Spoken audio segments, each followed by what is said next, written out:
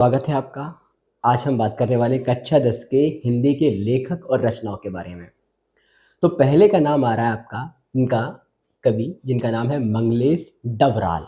मंगलेश डबराल। आपको पता क्या करना है, आपको सिर्फ इसमें से कुछ ऐसे शब्द को देखना है जिससे आप इसका निमोनिक यानी इसकी ट्रिक बना सकें। जैसे कि इसमें आ रहा है ना डबराल, और यहाँ पर अगर अपन बा हटा देते तो हो जाएगा डराल, यानी डरा। बा और ला हटा दीजिए तो हो जाएगा डरा, यानी कि ऐसा व्यक्ति है जो बहुत ज्यादा क्या है, डरा हुआ है। अब वो अगर पहाड़ पर भी जा रहा है ना, तो पहाड़ पर जाते जाते उसको पता क्या लगता है कि पहाड़ पर जाएंगे अगर हम, तो हमको एक लालटेन लेके जाना पड़ेगा। तो इसलिए पहली तो इनकी रचना हो गई पहाड़ पर लालटेन।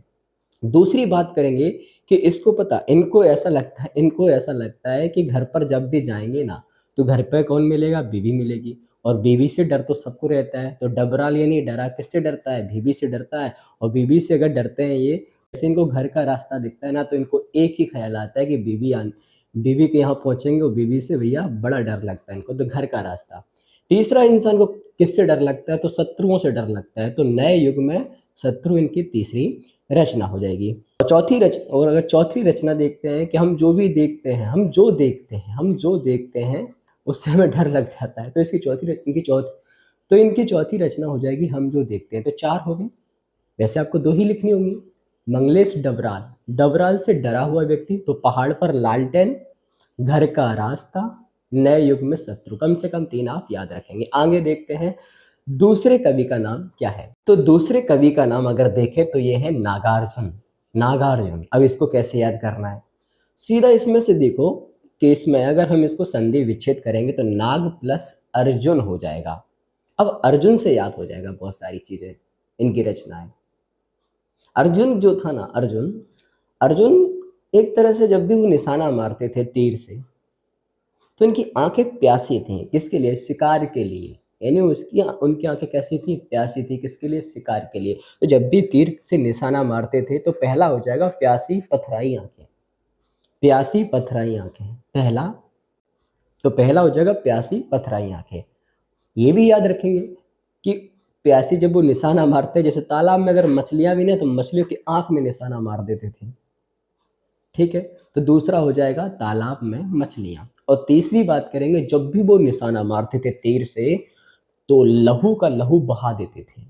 धारा की धारा, लहू की धारा बहा देते थे। ये हो जाएगा युग धारा। क्या हो, तो आपको कम से कम इनकी तीन याद रखनी है। नागार्जुन से अर्जुन को रिलेट करेंगे, और अर्जुन को रिलेट करने पर आपको दो तीन रचना इनकी याद आ जाएंगी। सबसे पहला प्यासी पथराई आंखें याद हो जाएगा, दूसरा युग धारा याद हो जाएगा, तीसरा तालाब में मछलियां याद हो जाएंगी। नेक्स्ट कवि का नाम है सूर्यकांत त्रिपाठी निराला। अब इस पूरे नाम में से आपको सिर्फ एक शब्द पे गौर करना है, निराला।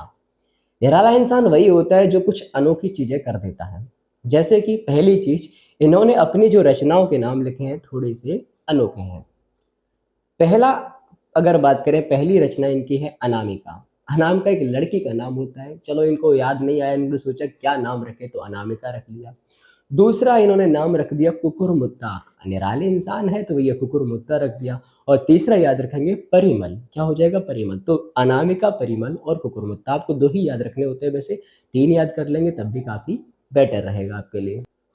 चौथे की बात करते हैं, चौथे कवि का नाम आता है, वो है तुलसीदास। अगर हम तुलसीदास की बात करते हैं तो सभी को पहले से याद होती हैं कि इनकी रचनाएं कौन सी हैं। तो कवितावली, दोहावली, गीतावली और रामचरितमानस, विनय पत्रिका, ये सारी इनकी रचनाएं हैं। नेक्स्ट जो कवि है उनका नाम है सूरदास। और सूरदास की आपको तीन रचनाएं कम से कम याद रखनी है। हो जाएगी सूर सागर, साहित्य लहरी और सूर सारावली। ये तीन आपकी इनकी रचना हो जाएंगी। आगे बढ़ते हैं तो नेक्स्ट जो कवि है उनका नाम है जयशंकर प्रसाद। अब इनकी अगर हम बात करते हैं, जयशंकर प्रसाद जो है, इनकी तीन रचनाएं आपको याद रखनी है। नंबर एक कामायनी, दूसरा है लहर और तीसरा है आंसू। कामायनी, लहर, आंसू। कामायनी, लहर, आंसू। आगे बढ़ते हैं। नेक्स्ट जो लेखक है उनका नाम है स्वयं प्रकाश। अब ये स्वयं प्रकाश कैसे याद रखेंगे इनको, तो प्रकाश, स्वयं प्रकाश। जब अंदर, अपने अंदर स्वयं प्रकाश आता है ना, यानी अपन समझ सकते हैं कि काफी अपन उन्नति कर रहे होंगे, तभी अपने अंदर क्या होगा, प्रकाश जागृत होता है, ज्ञान का। ठीक है, ज्ञान का प्रकाश कह सकते हैं। तो सोच रहा है इंसान कि हमारे दिन बहुत बुरे चल रहे हैं, कब अंदर प्रकाश आएगा, कब ज्ञान आएगा, कब अच्छे दिन आएंगे। तो पहली रचना हो जाएगी, आएंगे अच्छे दिन भी। कब आएंगे, जब सूरज निकलेगा, तो दूसरी हो जाएगी सूरज कब निकलेगा। पहली रचना सूरज कब निकलेगा और दूसरा आएंगे अच्छे दिन भी, तो स्वयं प्रकाश की ये क्या हो जाएंगे, रचना हो जाएंगी। नेक्स्ट जो लेखक का नाम है रामवृक्ष बेनीपुरी, इनको कलम का जादूगर भी कहा गया है, इसको भी आप याद रखेंगे। रामवृक्ष बेनीपुरी की अगर हम बात करते हैं तो इनकी रचनाओं को अगर कैसे याद करें, तो सबसे पहले इनके नाम में वृक्ष शब्द लिखा हुआ है। क्या लिखा है, वृक्ष, पेड़। तो ज़्यादातर अपन पेड़ पौधों से संबंधित ही चीज़ों को लेकर चलेंगे। नंबर एक, जैसे चिता के फूल, फूल आ रहा है ना, पौधे, तो चिता के फूल पहला हो गया। गेहूं और गुलाब, गेहूं और गुलाब पौधे आ रहे हैं, दो हो गई, दो ही तो याद रखने। तीसरा, पौधा जिस पे लगता है तो माटी पे लगता है, तो माटी की मूर्त हो जाएगा याद, ठीक है। तो तीन इनकी रचनाएं आपको याद होनी चाहिए। आगे बढ़ते हैं। नेक्स्ट कवि का नाम है मनु भंडारी। अब इनकी जो रचनाएं हैं वो कुछ इसी प्रकार है। इनके नाम में देखिए लिखा है भंडारी, तो भंडारी से आप भंडारा याद रखेंगे। अब भंडारे की जब भी बात आएगी ना, तो आप दो तीन चीजें याद रखेंगे। मान लीजिए कोई बंटी नाम का एक व्यक्ति है, तो आप कह रहे हैं अरे आपका बंटी जो है ना बहुत भंडारा खाता है, आपका बंटी बड़े बड़े महाभोज में जाता है, मानता नहीं आपका बंटी, तो पहली रचना हो जाएगा आपका बंटी। दूसरी महाभोज, क्योंकि भंडारे से रिलेट कर रहा है, महाभोज। तीसरा भी एक प्लेट सैलाब, भैया भंडारे में भी एक प्लेट होनी चाहिए, एक प्लेट सैलाब। और चौथा जो है मैं हार गई, बहुत खा लिया मैं हार गई। तो ये चार इनकी रचना है, कम से कम दो तो आप याद ही कर लेंगे। नेक्स्ट जो लेखक है इनका नाम है भदंत आनंद कौशल्यन, भदंत आनंद कौशल्यन, ठीक है। अब इनमें से एक शब्द को आपको रिलेट करना है, वो है आनंद। क्या है, आनंद। इंसान कहता है बड़े आनंद में है, बहुत खुश हैं हम। अरे खुश कैसे हो तुम, आर्मी ज्वाइन करो, तब आपको खुशी दिखेगी अच्छे से। यानी आप बड़े खुश हैं, लेकिन पाकिस्तान से मान लीजिए या चाइना से क्या हो गया, अपना युद्ध छिड़ गया है, तो ऐसे में पता क्या है, ऐसे में देश की मिट्टी आपको बुलाती है, ऐसे में देश की मिट्टी आपको बुलाती है। आप रेल टिकट की यात्रा कीजिए, रेल का टिकट कटवाइए, आप कहाँ पहुँचिए, आप पहुँचिए बॉर्डर पर, सरहद पर पहुँच जाइए।